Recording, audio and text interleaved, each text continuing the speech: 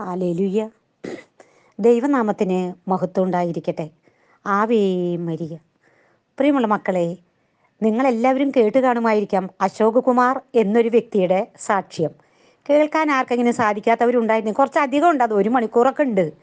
കേൾക്കാൻ പറ്റുന്നവരാരെങ്കിലും പറ്റുമെങ്കിൽ അതൊന്ന് കേൾക്കുന്നത് നല്ലത് തന്നെ. കാരണം ഞങ്ങളുടെ ജീവിതത്തിൽ മുൻകാലങ്ങളിൽ കടന്നുപോയതും ആ വഴിയിലൂടെ തന്നെയായിരുന്നു. ഞാനത് കേട്ടിട്ട് അത്ഭുതപ്പെട്ടു പോയി. ഹല്ലേലൂയ. അമ്പലം ചുറ്റി നടന്നിരുന്നൊരു വ്യക്തി ഏറ്റവും അവസാനം വന്നപ്പം ചേട്ടൻ ട്യൂമർ വന്ന് മരിച്ചു, പുള്ളിക്കാരനും ട്യൂമർ വന്നു. അങ്ങനെ ഇരിക്കെ പുള്ളി ഒരു പെന്തക്കോസ്ത ആലയത്തിൽ പോവാനും PG വർഗീസിൻ്റെ ഒരു അത്ഭുതങ്ങളുടെ താക്കോൽ എന്നൊരു പറഞ്ഞൊരു പുസ്തകം വായിക്കാനും ആ പെന്തക്കോസ്ത ആലയത്തിൽ ചെന്ന് അവിടെ പ്രാർത്ഥനയിൽ പങ്കെടുക്കുകയും കർത്താവ് പരിശുദ്ധാത്മാവാൽ നിറയുകയും പരിശുദ്ധാത്മാവ് പല ദർശനങ്ങളിലൂടെ സ്നാനപ്പെടാൻ ആവശ്യപ്പെടുകയും സ്നാനപ്പെടുകയും ബൈബിൾ വചനങ്ങൾ പുള്ളിയോട് പലപ്പോഴായി പറയുകയും അങ്ങനെ ബൈബിൾ മുഴുവൻ ഇരുന്ന് ആവർത്തി ആൾ വായിക്കുകയും ഒരു പുതിയ വ്യക്തിയായി, ഒരു പുതിയ സൃഷ്ടിയായി മാറുകയും ചെയ്തു. എന്നാൽ കാലം പിന്നിട്ടപ്പം ഭാര്യയും മക്കളും പുള്ളിക്കാരനെ ഉപേക്ഷിച്ചു. മക്കളുടെ വിവാഹം പോലും ആരും പുള്ളിയെ അറിയിച്ചില്ല. ഞങ്ങളുടെ വീട്ടിലേക്ക് ഇനി പുള്ളി വരികയേ വേണ്ടെന്ന് പറഞ്ഞു. അവരുടെ കാഴ്ചപ്പാടിൽ ക്രിസ്ത്യാനിയായ ഒരു മകൻ ഇനി ഞങ്ങളുടെ വീട്ടിലേക്ക് വേണ്ട എന്നായി മാറിയവർക്ക്. ആ കാലഘട്ടത്തിൽ പുള്ളി എല്ലാവരും കൂടെ വന്ന് പറഞ്ഞു.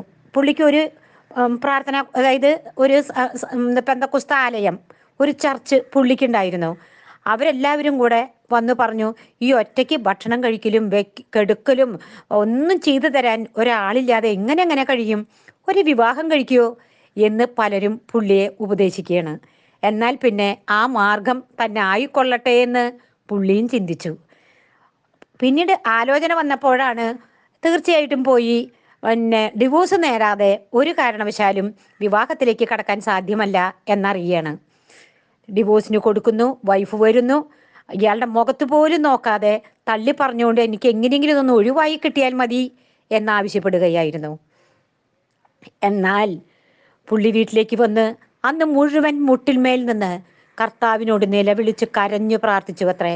എനിക്കെൻ്റെ ഭാര്യയും കുഞ്ഞുങ്ങളും വേണം, എനിക്കവരെ പിരിഞ്ഞ് ജീവിക്കാൻ സാധ്യമല്ല, എനിക്കെൻ്റെ ഭാര്യയോടുകൂടി എൻ്റെ ശേഷിച്ച ജീവിതം പൂർത്തിയാക്കിയാൽ മതി എന്നപേക്ഷിച്ചു. രാവിലെ വരെ പുള്ളി മുട്ടിന്മേൽ നിന്ന് പ്രാർത്ഥിച്ചു. കാലത്ത് ഭാര്യയുടെ മെസ്സേജ് വരുന്നു. പിന്നീട് ഭാര്യയും സ്നാനപ്പെട്ടു, അവരൊന്നിച്ച് ജീവിച്ചു, സന്തോഷത്തോടെ മുൻപോട്ട് പോകുന്നു. Praise the Lord. ഇതായിരുന്നു പുള്ളിയുടെ സാക്ഷ്യം. ഞാനിത് കേട്ടുകഴിഞ്ഞപ്പോൾ എനിക്കുണ്ടായൊരു അനുഭവം ഞാൻ എൻ്റെ കുഞ്ഞുങ്ങളോട് പറയണം. ഞാൻ ഇങ്ങനെ പെന്തക്കോസ്ത് മക്കൾ, അതായത് വിജാതീയ മക്കളായാലും ഏത് വകുപ്പിൽപ്പെട്ടവരായാലും ക്രിസ്തുവിനെ സ്വന്തമാക്കി കഴിയുന്ന മക്കളുടെ സാക്ഷ്യങ്ങൾ കേൾക്കുമ്പോൾ ഇവർ നടന്നു പോയ വഴി, ഇപ്പോൾ സഞ്ചരിക്കുന്ന വഴി, ഇതൊക്കെ ഒന്ന് ഞാനൊന്ന് കേട്ടു നോക്കും, എങ്ങനെയുണ്ട് എന്നൊന്നറിയാൻ വേണ്ടി. ഹല്ലേലൂയ. എനിക്കിപ്പോൾ ഈ പ്രായമായില്ലേ മക്കളെ. അപ്പം ഞാൻ കർത്താവ് നടത്തിയ ഓരോ വഴികളും ഓരോന്നും എൻ്റെ നന്മയ്ക്കായിരുന്നു എന്ന് ഞാൻ തിരിച്ചറിയണം. ഞാൻ ചുരുക്കി പറയുകയാണെങ്കിൽ ഞങ്ങളുടെ പള്ളിയിൽ നിന്ന് ഞാൻ ഷാജനച്ചൻ വഴി പ്രാർത്ഥനാ കൂട്ടായ്മയിൽ നിന്ന് ഞാൻ പുറത്താക്കപ്പെട്ടു എന്നുള്ളതിൽ ആ നാളുകളിൽ ഞാൻ വേദനിച്ചിരുന്നു.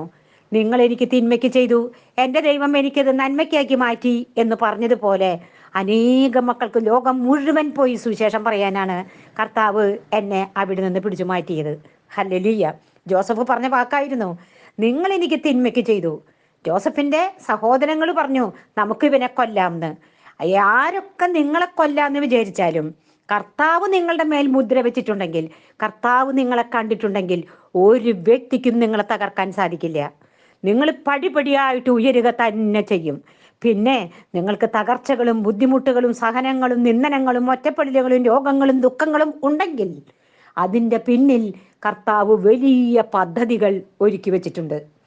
നിസാരത്തിൽ ഇപ്പോൾ ഞാനിങ്ങനെ ഒരു കയ്യും കാലും വയ്യ, എനിക്ക് തീരെ സുഖമില്ലാത്ത ഒരാളാണെന്ന് ഈശോയ്ക്ക് അറിയാം. അപ്പം ഈശോ എന്ത് ചെയ്തു? എൻ്റെ ഹസ്ബൻഡ് കിടപ്പ് രോഗിയായി കിടന്നു കഴിഞ്ഞാൽ ഞാൻ തീർത്തും മരിച്ചു പോകുമെന്ന് വരെ ഈശോയ്ക്ക് തോന്നി കാണുമായിരിക്കും. എൻ്റെയൊക്കെ സ്വഭാവത്തിന് എങ്ങനെ നോക്കിയാലും ഈശോയിനെ തൃപ്തിപ്പെടുത്തണം എന്നാണ് നമ്മുടെ മനസ്സിലായിരുന്നത്. അതുകൊണ്ട് തന്നെ പെട്ടെന്ന് തന്നെ എന്നെ കാണാൻ വന്ന എത്രയോ പേര് പറഞ്ഞു, കൂടിപ്പോയാൽ 5 കൊല്ലം 10 കൊല്ലം കിടന്നവരുണ്ട് എന്നൊക്കെ പറഞ്ഞവരുണ്ട്. പക്ഷേ ഞാൻ എൻ്റെ കർത്താവിൻ്റെ മകളാണെന്നും എൻ്റെ കർത്താവിൻ്റെ ഒപ്പ് എൻ്റെ ഹൃദയത്തിൻ്റെ മുകളിലുണ്ടെന്നും ഞാൻ മറന്നുപോയി. എന്നിട്ട് ഇവർ പറഞ്ഞ വാക്കുകൾക്ക് ഞാൻ വില കൊടുത്ത് ഞാൻ ഭയന്നിരുന്നു.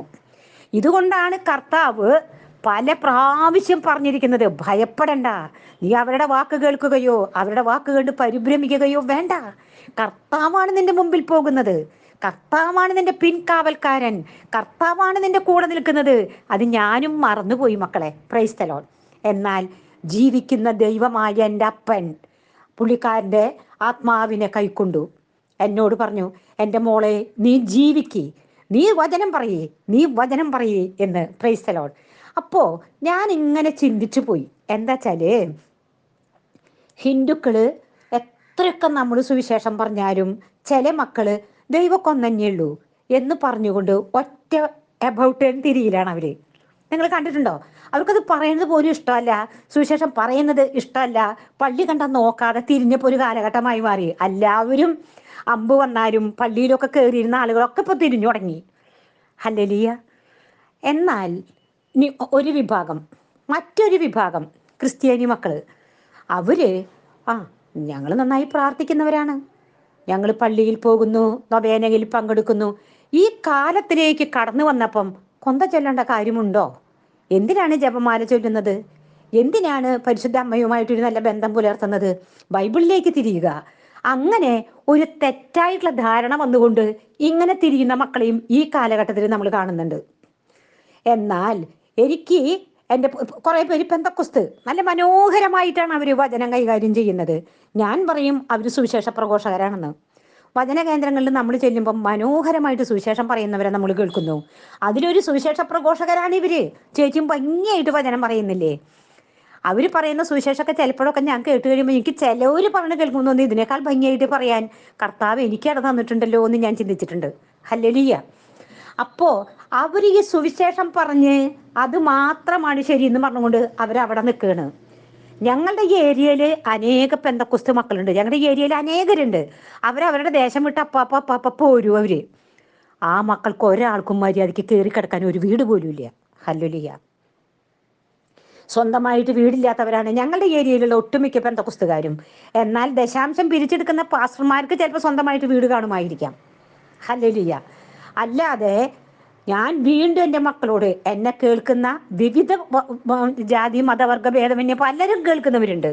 അതുകൊണ്ട് എൻ്റെ കുട്ടികളോട് ഞാൻ പറയുകയാണ്, ഈ സ്വർഗത്തിൽ നിന്നുള്ള സമ്മാനമായ സമ്പത്തും സമാധാനവും ഐശ്വര്യവും നിങ്ങൾക്ക് വേണമോ? ഒരു കയ്യിൽ പരിശുദ്ധമ്മയും മറു കയ്യിൽ വിശുദ്ധ കുർബാനയും ഉണ്ടായിരിക്കണം. നെഞ്ചോട് ചേർത്ത് ബൈബിളും കെട്ടിപ്പിടിക്കണം. ഇത് നിങ്ങൾ ഒന്നിച്ചു കൊണ്ടുപോവാൻ നിങ്ങൾക്ക് സാധിക്കുന്നുണ്ടെങ്കിൽ നിങ്ങൾ മഹാഭാഗ്യവാന്മാർ. ഈ നേരത്തെ നമ്മൾ ആ പെന്തക്കോസ്ത് ബ്രദറിന്റെ കാര്യം പറഞ്ഞില്ലേ, ആ ബ്രദർ ഏറ്റവും അവസാനം ഇയാളുടെ സാക്ഷ്യത്തിൻ്റെ ഏറ്റവും പുറകിൽ പറയുന്നൊരൊറ്റ വാക്കാണ്, പ്രിയമുള്ളവരെ, എനിക്ക് 68 വയസ്സ് കഴിഞ്ഞു, നിങ്ങൾ ഒരു 3 സെന്റ് സ്ഥലം എനിക്ക് വാങ്ങി ഞാൻ മരിക്കും മുമ്പ് ജീവിക്കണമെന്ന് ഞാൻ ആഗ്രഹിക്കുന്നു, നിങ്ങൾ എനിക്ക് വേണ്ടി എന്നെ സഹായിക്കും പ്രാർത്ഥിക്കുകയും ചെയ്യാൻ. പുള്ളി ഏറ്റവും അവസാനം പറയുന്ന വാക്കാണ് 3 സെന്റ് സ്ഥലം വാങ്ങി ഒരു കൊച്ചു വീട് കെട്ടാൻ ദൈവം എന്നെ അനുവദിക്കാൻ വേണ്ടിയിട്ടെന്ന് പുള്ളി എടുത്തു പറഞ്ഞതാണ്. ഞാൻ അത്ഭുതപ്പെട്ടു പോയി അത് കേട്ട് കഴിഞ്ഞിട്ട്.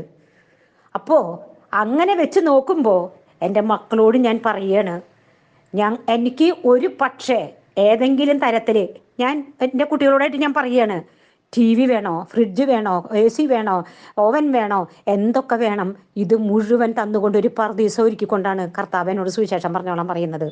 എന്തുകൊണ്ട് കർത്താവ് ഇത് മുഴുവൻ എനിക്കിങ്ങനെ തരാൻ കാരണം? ഞാൻ വിശ്വസിക്കുന്നു ജപമാലയാണ് അതിൻ്റെ ഏറ്റവും വലിയ മരുന്ന് എന്ന് ഞാൻ വിശ്വസിക്കുന്നു.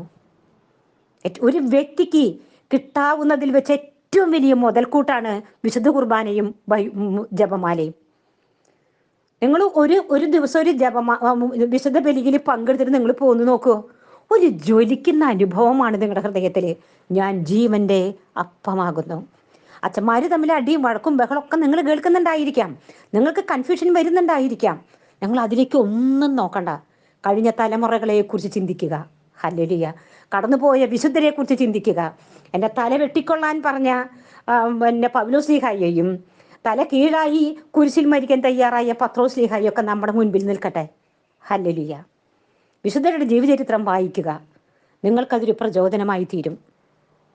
വീണ്ടും ചേച്ചി, ഈ പെന്തക്കുസ്ത് ഞങ്ങളുടെ ഏരിയയിലുള്ള കുറേ പെന്തക്കുസ്തുകാരെ കുറിച്ച് ചേച്ചി പറഞ്ഞു. അവർ പറയുന്നത് വചനമാണ്, സത്യമാണ്. അവരെ നയിക്കുന്നത് ദൈവം തന്നെയാണ്. ക്രിസ്ത്യാനി മക്കളെ നിങ്ങളെ നയിക്കുന്നതും ദൈവം തന്നെയാണ്. ഹല്ലേലൂയ. ഈ ലോകത്തിൽ അങ്ങനെ എല്ലാവരും കടന്നു പോകട്ടെ. അപ്പോൾ നമുക്കൊരു സംശയം, ഈ ഹിന്ദു മക്കളെ എങ്ങനെ എന്ന് അവിടെ ചേച്ചിക്ക് പറയാനുള്ളൊരു വാക്കാണ്. ആരൊക്കെ ഡെയിലി അമ്പലത്തിൽ പോവും, ദൈവത്തെ അന്വേഷിക്കും ചെയ്യുന്നുണ്ടോ, അവർ പാരമ്പര്യമായിട്ട് ഹിന്ദുക്കളായിരിക്കാം. പക്ഷെ കർത്താവ് അവരെ വന്ന് തൊടും. ഈ അശോകൻ എന്ന് പറഞ്ഞ വ്യക്തി ആ ഗ്രൂപ്പിൽപ്പെട്ട വ്യക്തി, ചേച്ചി എന്ന് പറയുന്ന വ്യക്തി ആ ഗ്രൂപ്പിൽപ്പെട്ട വ്യക്തിയായിരുന്നു. എന്നും ഞാൻ അമ്പലത്തിൽ പോകുമായിരുന്നു. അപ്പോൾ അങ്ങനെ ആരൊക്കെ ദൈവത്തെ അന്വേഷിക്കുകയും കണ്ടെത്താൻ ശ്രമിക്കുകയും ചെയ്യുമ്പോൾ ഉടനെ തന്നെ അവിടുത്തെ കണ്ടെത്തുക. ഹല്ലേലൂയ. അന്വേഷിക്കുമ്പോഴാണ് പലപ്പോഴും തെറ്റുപറ്റുന്നത് എന്ന് ജ്ഞാനത്തിൻ്റെ പുസ്തകം നമ്മളെ പഠിപ്പിക്കുന്നു. അപ്പോൾ അനേക മക്കള് ഇങ്ങനെ കർത്താവിനെ അന്വേഷിക്കുകയാണ്, വിജാതീയ മക്കള്. ആരൊക്കെ ഇങ്ങനെ എന്നും അമ്പലത്തിൽ പോവും, ദൈവത്തെ പ്രാർത്ഥിക്കുകയും ചെയ്യുന്നവർക്ക്, എന്നിട്ട് ആരെങ്കിലും ഇവരുടെ അടുത്ത് നിന്നൊരു സുവിശേഷം പറയുമ്പോൾ അത് കേൾക്കാൻ, അല്ലെങ്കിൽ അവർക്ക് ഒരു രോഗം കൊടുത്തുകൊണ്ട് ഒക്കെ ദൈവം ഇവരിലേക്ക് കടന്നു വരാൻ ഇടവരും, കർത്താവ് വരുത്തും. അപ്പോൾ അതിന് ചേച്ചിക്ക് ഒരു ഉദാഹരണം പറയാനുള്ളതാണ്. ഇപ്പം നമ്മളൊരു ആന, ഒരു കുരുടൻ, കുറച്ച് കുരുടന്മാർ, അവരിൽ ഒരു കുരുടൻ പോയിട്ട് ആനയുടെ തുമ്പിക്കൈ ഇങ്ങനെ തൊട്ടു എന്ന് വിചാരിക്കുമോ? ആ കുരുടോട് ചോദിക്കേണ്ടത് നമ്മൾ, ആന എങ്ങനെ ഇരിക്കുന്നു? നീണ്ടിട്ടിരിക്കുന്നു എന്ന് പറയും. ചെവി തൊട്ടാലോ? ആ കുരുടൻ പറയും ആന പരന്നിട്ടിരിക്കുന്നു എന്ന്. വാല് തൊട്ടവനോ? അവനോട് ചോദിച്ചാൽ അവൻ പറയും ആനയുടെ നീണ്ട് നിറച്ച് രോമൊക്കെ ആയിട്ടുള്ളതാണെന്ന് പറയും.